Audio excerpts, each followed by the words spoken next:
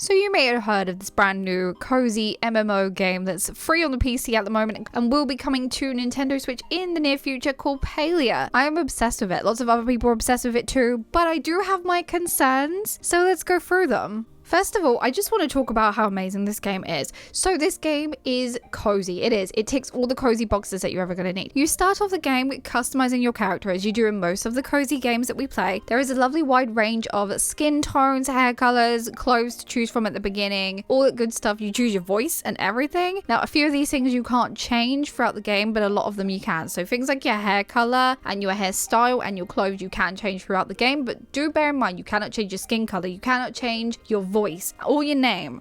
So bear that in mind. So the character definitely gives me Disney Dreamlight Valley's character. It definitely feels that way. I think it's just more the cutesy art style, like very fun, very magical looking, but that's fine. I like that. I love the character's design in Disney Dreamlight Valley as well. As soon as you finish with your character customization, you are plopped straight into the world of Palia. And it is here that you will meet the lovely purple villagers that you'll be living your life here with. Now, because this is an MMO, you will bump into other real players. They are also humans. The villagers aren't human, so you can tell the difference between everyone because, like I said, they are purple. Speaking of the NPCs, I really do like their design. I think their design is so unique and so lovely and memorable as well. Each NPC also has their own very charming personality along with a skill profession. Ina here can be found around the docks and specializes in fishing. Befriending him will unlock new items and recipes in his fishing guild shop. This is the same for most of the NPCs around the village. Some of them have their own unique skill shop, so make sure to talk to them every day, help them with quests, and give them items that they like. We'll probably go through the NPCs in a bit more depth later on in a different video, but now we just want to talk about the actual base game Palia.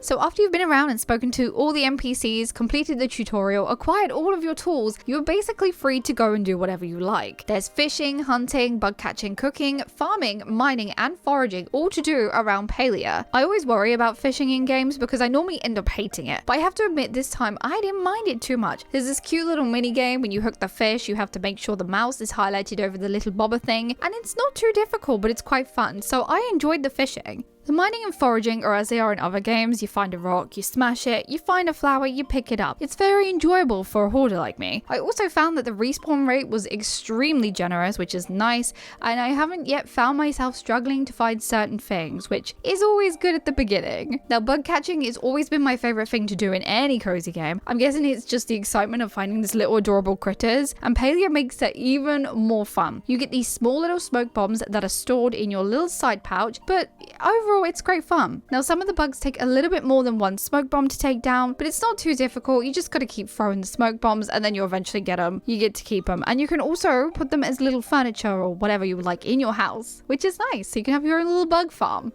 So the farming works in a slightly more unique and different way than usual. Instead of just standing in front of a plot square and using the hoe with just one click, you do have to move the character about to make sure the whole square is properly hoed, and I kind of like that. It makes it feel a little bit more realistic. The seed planting is very quick, and you basically just chuck a load of seeds onto the selected square that you have highlighted, so that's super easy too. Now, if you're like me and you're not the best farmer in the world, you might forget to water your crops from time to time. Well, that's fine. Do not fear, because in the world of Palia, they do not die. And that to me is perfect because I don't have to worry about it. I don't. But honestly, do make sure you water them if you actually want them to grow. So don't forget. Now, cooking is great fun. I love the little mini game that comes along with preparing the meal, the chopping, the stirring. It's all just so fun. I love it. I like that it's just not a click and done. There are also lots of different recipes that just look super yummy, and I hope to find them all in the future. And I hope to see the devs add more and more. Now, I hated the idea of hunting. I thought to myself, I'll try it once, and if I don't like it, I won't do it anymore. You can go and purchase the meat and the furs and things from the general store if you do not enjoy the hunting. The creatures kind of disappear into a magical smoke cloud rather than fall down in front of you, which is nice, and I'm glad that they did that. The first time you go hunting, some of the creatures do require a few extra hits from an arrow, so bear that in mind, but that will change as you improve and upgrade your bow. The crafting is by far my favorite skill in this game. There's nothing better than crafting a fancy new stool or a cozy new bed to decorate my adorable little homestead with. Each time that you craft an item, your skill will improve, and for each new item that you craft, you will be able to choose one of the 3 new items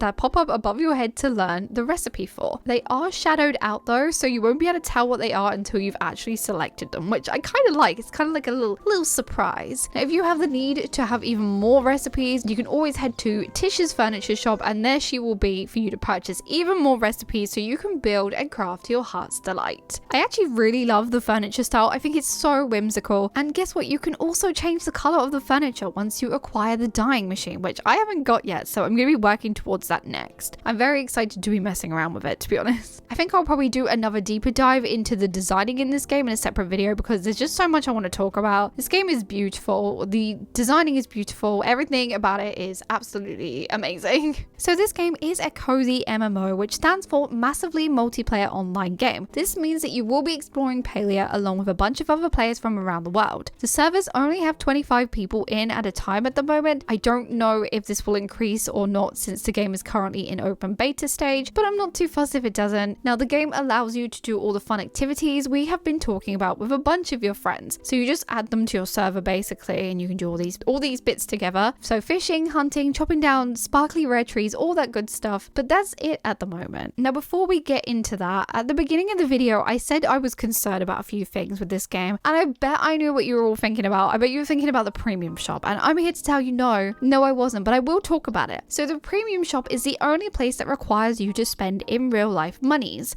but fear not, because it is all just cosmetics. The devs have said that the only thing that will require your real life cash will be cosmetic items. Currently, at the time of this recording, that's just clothing. I don't know if in the future there will be furniture as well or recipes, I don't know, but for now all it is clothing, and some of it is actually kind of adorable. Now I haven't purchased any myself yet because I will admit that the prices are a little bit steep for me, but that's just the norm. So if you look in other games, some of them may charge you like £10 for a horse color or a different type of clothing to wear, so it's about the same sort of price. So don't worry too much if you're like thinking it's too expensive. Trust me, it's normal. Now I have no complaints about this because the game is actually free to play as well. So with all this free content and the game being free itself, the devs need to be supported somehow, so I'm not averse to them having this little premium store with clothes in. And to be honest, if you don't want to buy it, you don't have to, and if you do want to buy it, then yeah, awesome, you got yourself some awesome new clothes. But now back to my concern for this game, the online with friends.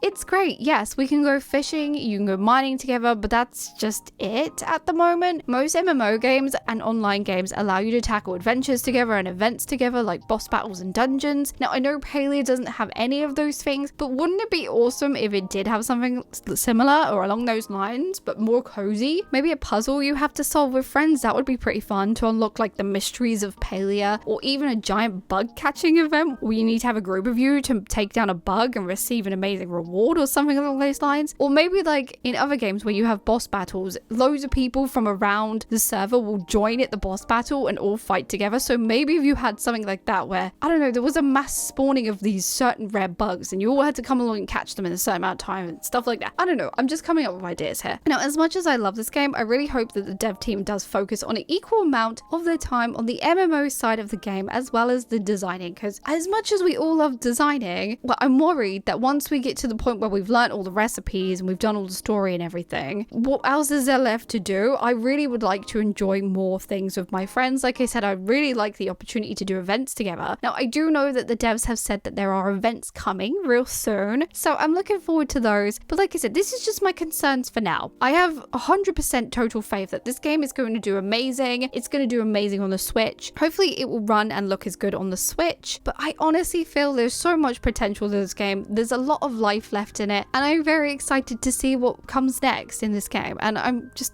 overall excited. There we go, that was my first sort of review, I guess, on Palia, and I hope this has intrigued you to pick up the game. Like I said, it's free. What are you gonna lose? You pick it up. If you don't like it, you just get rid of it. You just delete it. It's not an issue, but I can guarantee you're probably gonna love it. Now if you did enjoy this video today, don't forget to give it a big thumbs up. Don't forget to comment down below what is your favorite thing about Palia. My favorite thing at the moment is currently the crafting and making my little house, but hopefully that will change to the online aspects more so. But yeah, let me know what your thoughts are. Also subscribe if you haven't subscribed already. Come join the Jellybean family. Have the loveliest of days, and I'll see you in my next video. Goodbye.